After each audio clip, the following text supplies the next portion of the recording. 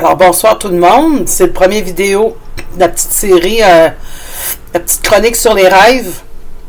Alors celui-ci c'est sur les rêves répétitifs, donc c'est peut-être un peu moins commun que des gens refassent souvent le même rêve, mais à ceux à qui ça arrive, c'est parfois ça peut être embêtant, ou c'est des contextes très similaires.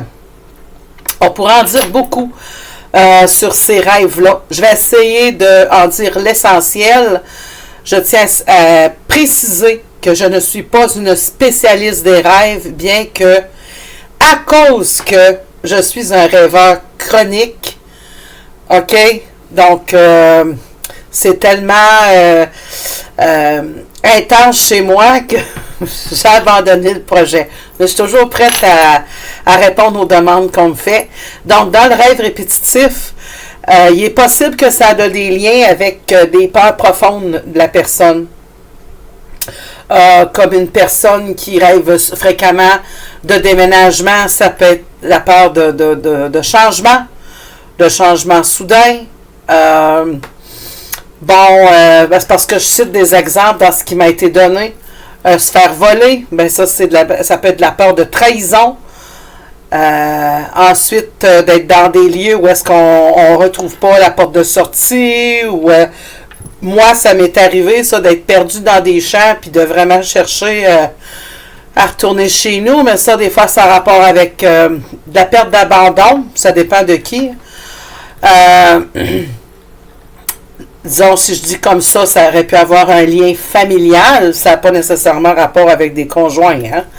Donc, suite à ça, il y a aussi la possibilité de vie antérieure. OK? Il y a des phénomènes, il y a des choses qui sont arrivées dans des vies antérieures, parfois qui restent marquées sur l'âme de la personne, pour ceux qui croient à la vie antérieure. Bien sûr, l'exemple que je donne, moi, c'est que pour les conducteurs, vous n'avez pas conduit une seule voiture dans toute votre vie. Hein? Vous en conduisez plusieurs tout au long de votre vie. OK? Donc, vous êtes l'âme de votre voiture quand elle se déplace. Votre corps charnel, c'est votre véhicule du moment. Donc, ce qui est arrivé avant, notre cerveau, notre présent cerveau, s'en rappelle pas nécessairement.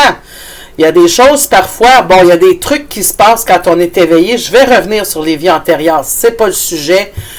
Je dis que parfois, ça peut se manifester, étant donné que le subconscient, que le cerveau est en position vulnérable parce qu'il dort. Il s'occupe de nous faire respirer, puis tous ces trucs-là.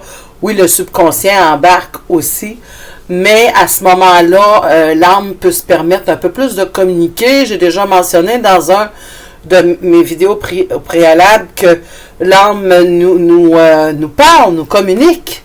Donc, ça peut être parfois par l'entremise des rêves. S'il y a des choses qui n'ont pas été réglées dans cette vie-là, puis qui sont restées comme un bouleversement, si je peux dire, c'est des choses alors à vérifier et à travailler dessus, à essayer de voir, de trouver des liens pour que votre propre âme repose en paix pendant qu'elle est dans son vivant, si je peux le dire ainsi. Donc, continuez à... Prochainement, je vais avoir d'autres vidéos sur le dit sujet. Donc, soit sur TikTok ou sur ma chaîne YouTube qui porte le même nom, Nadine Médium Voyante. Vous pouvez aussi me rejoindre sur Yahoo ou Facebook qui portent tous le même nom. Donc, à la prochaine!